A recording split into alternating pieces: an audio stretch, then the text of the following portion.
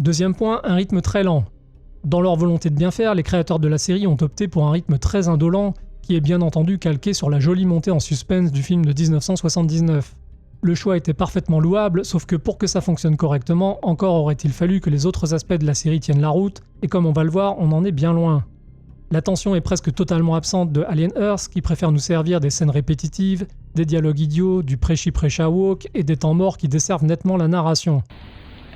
Qu'est-ce qu'on s'amuse ici? Oubliez donc tout de suite la gestion de la menace parfaitement millimétrée que vous avez vue dans le Alien de Ridley Scott. Il n'en est aucunement question ici. Et pour les très rares moments où il se passe quelque chose, je vous renvoie à ma vidéo précédente. Troisième point, une diversité anachronique.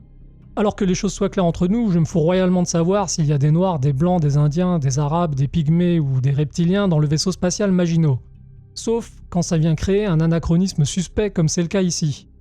Le Maginot nous propose donc un équipage ultra divers qui ressemble aux grands rêves mouillés de nos dirigeants actuels. Si j'étais méchant, je dirais même que Noah Hawley, le créateur de la série, a oublié d'y intégrer un Chilien, un Brésilien et un Esquimau, ce qui rappelle évidemment les heures sombres de notre histoire. George est un fasciste de merde! Un fasciste de merde! Mais soyons sérieux 5 minutes. Toute cette mise en scène est bien entendu cousue de fil blanc. Vous l'avez compris j'espère, la diversité est forcée dans un but uniquement idéologique et on trouve bien dans l'équipage un ou deux occidentaux blancs, mais ils sont surtout là pour incarner des archétypes négatifs comme les mécaniciens un peu agressifs ou la cadre peureuse qu'il faut rassurer malgré sa position. Ceci étant dit, n'exagérons rien et sachez qu'en dehors de l'agent de sécurité Morrow, tous les personnages sont réunis par leur niveau de bêtise exceptionnel qui transcende leurs origines. Vous me rassurez. Maintenant, pas besoin d'être un grand observateur pour se demander où est passée toute cette diversité sur le Nostromo dont les aventures se déroulent 2 ans après seulement. Je rappelle que sur le Nostromo, dans Alien donc, tout l'équipage est hyper masculin, y compris les femmes dans leur comportement, et on n'y trouve pas une once de multiculturalisme en dehors du personnage joué par Yaphet Kotto.